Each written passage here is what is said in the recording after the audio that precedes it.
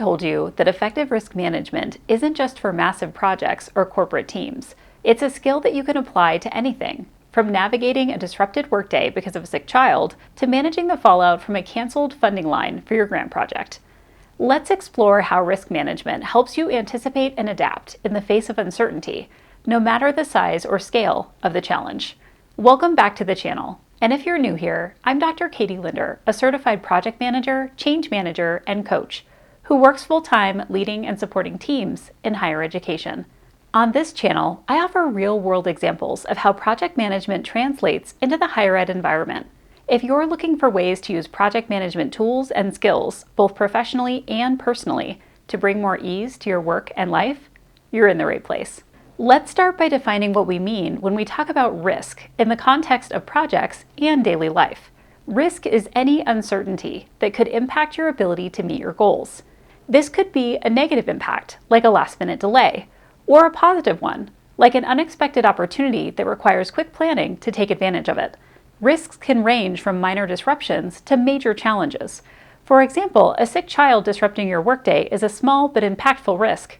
On the other hand, losing funding for a critical project is a much larger risk that might require significant adjustments.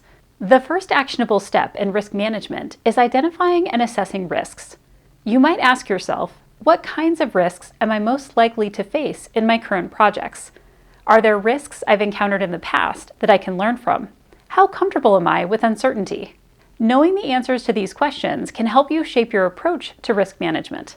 Then you might spend some time brainstorming potential risks for each of your projects. This is where you think broadly about what could go wrong. Some people call this a pre-mortem because you're thinking about the worst-case scenarios that could lead to project failure. You'll want to consider personal disruptions, like unexpected family responsibilities. You can also look at team dynamics, such as what happens if someone on your team is unavailable. And you can think about external factors. Are there funding issues, policy changes, or technical barriers that could arise? Once you've identified potential risks, then you assess them. For each risk, ask how likely is this to happen, and if it does happen, how big of an impact would it have? For example, if your child gets an ear infection, the likelihood may be medium, and the impact might include rescheduling meetings or finding backup childcare. If your funding line for a grant gets canceled, the likelihood might be low, but the impact could be significant, requiring a major pivot in your project.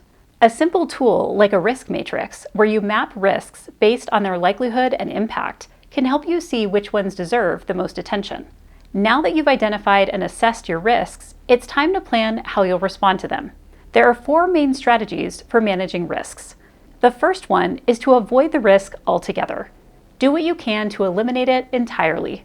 For example, if last-minute deadline stress is a recurring risk, you might build extra time into your schedule to prevent it. The second strategy is to mitigate the risk. This means you will take actions to reduce its likelihood or impact. For instance, if you're concerned about a team member being unavailable, you could cross-train others to cover their responsibilities. The third strategy is to transfer the risk. This would mean that you shift responsibility for the risk to someone else, such as delegating a task or outsourcing part of a project. And the fourth strategy is to accept the risk. Sometimes risks can be avoided or reduced, and that's okay. You can acknowledge it and plan to deal with it if it happens. Whichever strategy you use for your risk management, creating a response plan can give you a sense of control and allows you to act quickly when a risk materializes. And it's important to remember that risk management isn't a one-and-done process. It requires ongoing monitoring and adaptation. Here's how you can stay on top of the risks that might be most impactful to your projects. First, you'll want to regularly review your risk plan. This might mean checking in weekly or during key project milestones. Next, do your best to stay flexible. If a new risk arises, assess it and decide how to respond. And lastly, document what happens. When risks occur, note how you handled them and what you learned. Over time, this will create a playbook that you can rely on for future projects. Finally, risk management isn't just for formal projects. It's a mindset that you can apply to everyday life. Here are some examples. Are you facing potential disruptions at work? Apply these steps to anticipate challenges and prepare for them. Are you managing family logistics? Build in buffers to handle unexpected hiccups, like a flat tire or a rescheduled doctor's appointment. Even personal goals, like training for a marathon or writing a book, benefit from identifying risks, like injuries or time constraints, and planning for them in advance. When you adopt risk management as a daily habit, you'll feel more equipped to handle whatever life throws at you.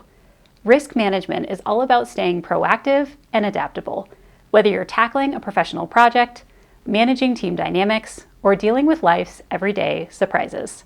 By identifying risks, assessing their impact, creating response plans, and staying flexible, you'll feel more confident navigating uncertainty, whether it's a small hiccup like a schedule change or a more significant disruption.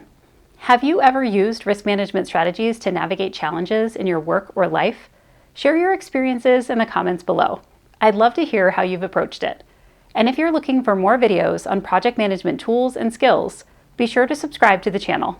Thanks for watching, and I'll see you in the next one.